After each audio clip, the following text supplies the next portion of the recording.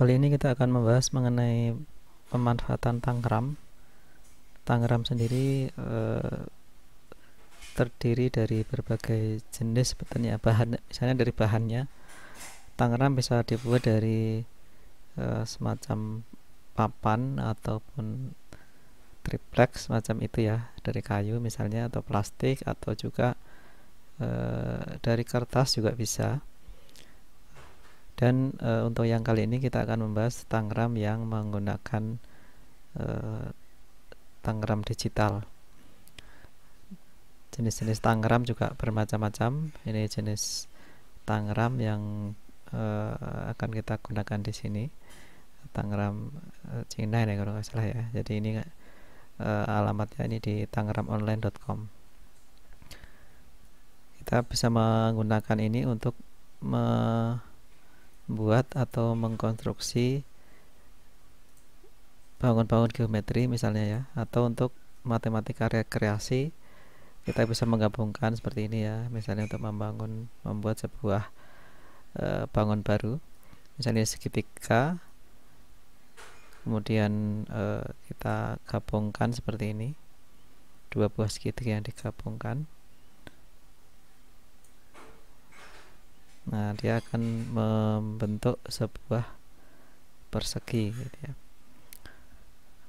Atau nanti kita buat ini persegi, diklik ya nih kalau untuk memutar, kemudian ini segitiga yang siku-siku yang kecil, bisa juga kita buat misalnya seperti ini. Nah, ini menjadi sebuah persegi panjang. Kalau kita lihat ya, nanti anak-anak bisa kita gunakan anak-anak untuk bereksplorasi. Kemudian ketika membuat bangun seperti ini, anak-anak bisa kita tanya, ini bangun apa ya? Segitiga, ini segitiga digabungkan. Sebetulnya ini akan menjadi cukup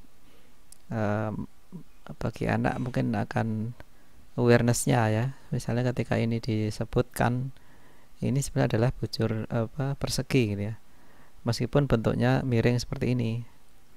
Sebenarnya kan bisa juga ya seperti ini ya. Kalau seperti ini mungkin anak tidak bingung bahwa ini persegi.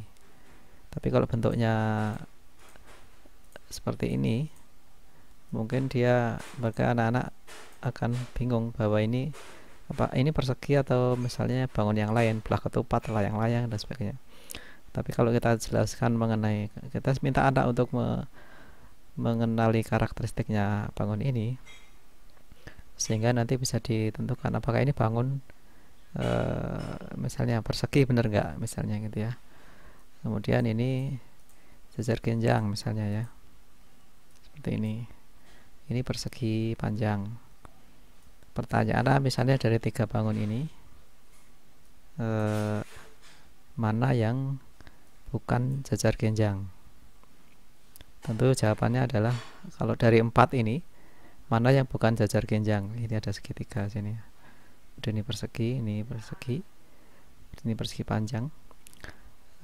Bisa kita gunakan untuk memantik pertanyaan atau ide bagi anak untuk mengecek kemampuan anak untuk menganalisis ini ya, bangun-bangun geometri ini.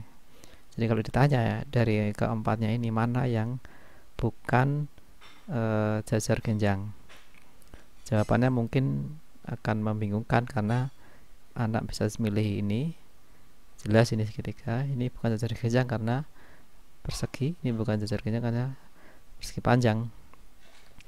Tapi kalau kita cek lagi definisi jajar genjang, nanti bisa dicek ulang ya, misalnya sisi yang berhadapan sama panjang, ini berhadapan ya, ini juga berhadapan, ini juga berhadapan, ini sini juga berhadapan, sini berhadapan, sehingga ini bisa kita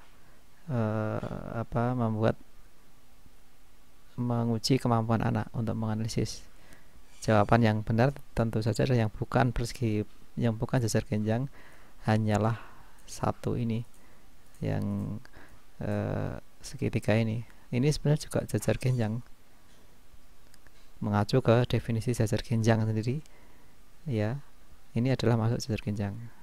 Ciri-cirinya sisi yang berhadapan sama panjang misalnya. Ini juga sisi yang berhadapan sama panjang sini, panjang sini, panjang sini, ini sini, sini.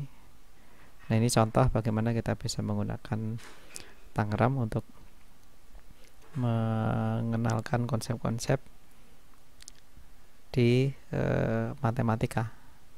Misalnya dalam hal ini adalah sifat-sifat bangun datar. Kita juga bisa menggunakan untuk mengenalkan konsep-konsep yang lain dengan menggunakan tangram ini.